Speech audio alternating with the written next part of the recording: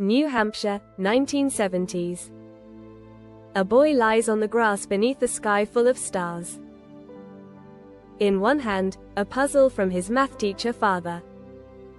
In the other, a hymn book from his church organist mother. Numbers and notes. Science and faith. Logic and mystery.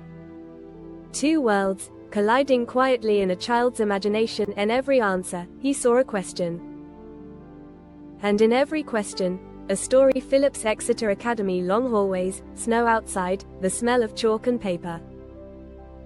Dan Brown, bright-eyed and curious, absorbs it all, the discipline of math, the poetry of language, the thrill of secrets hidden in plain sight. But when graduation comes, the world widens. At Amherst College, he studies literature and music. He sketches melodies, writes lyrics, and dreams of fame. The rhythm of words begins to echo in his head. Los Angeles, late 1980s. Neon lights. The hum of traffic. Dan is chasing music, literally. He records an album, Perspective, full of songs about hope, mystery, and the search for truth. But the city doesn't listen. He's just another dreamer in Hollywood. One morning, standing on a sunlit street, Dan realizes something: music tells stories with sound. Maybe I'm meant to tell them with words. The writer emerges. Cut to a classroom in New Hampshire.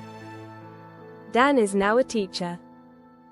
English, Spanish, grammar, essays, ideas. But when the bell rings, he's scribbling notes of his own, sketches of secret codes, shadowy agencies, ancient symbols. Then comes a moment of inspiration. A trip to Paris. A spark from a book about secret societies. A whisper of an idea: what if truth was hidden inside a code? He writes his first novel, Digital Fortress. It's full of suspense and encryption, and though it doesn't yet make him famous, it opens the door. Then Angels and Demons appears. Enter Robert Langdon, a Harvard symbologist, part scholar, part detective. Brown's literary alter ego is born. But the world doesn't take notice, not yet. The code that changed everything. It's 2003. Dan Brown wakes before dawn, the New Hampshire sky still black. He types in silence. His wife, Blythe, an art historian, helps research cathedrals, symbols, and Renaissance art. The story becomes a storm, the Da Vinci Code. When it's released, it explodes, not just onto bookshelves, but into culture itself. Within weeks, headlines ignite: is this fiction, or forbidden truth? What does the church say? Who was Mary Magdalene, really? Millions read it. Millions debate it. Dan Brown, the quiet teacher from New Hampshire, becomes the most talked about writer on earth. The legacy of symbols. Cameras flash. Tom Hanks plays Langdon on screen. Crowds line up at theaters. But Dan stays largely out of the spotlight, preferring stillness, the hum of ideas, the feel of old books under his fingers.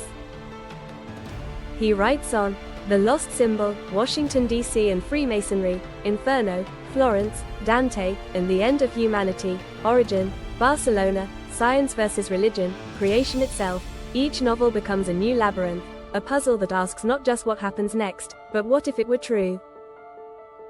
The man behind the mystery today, Dan Brown, lives quietly among the forests and lakes of New Hampshire.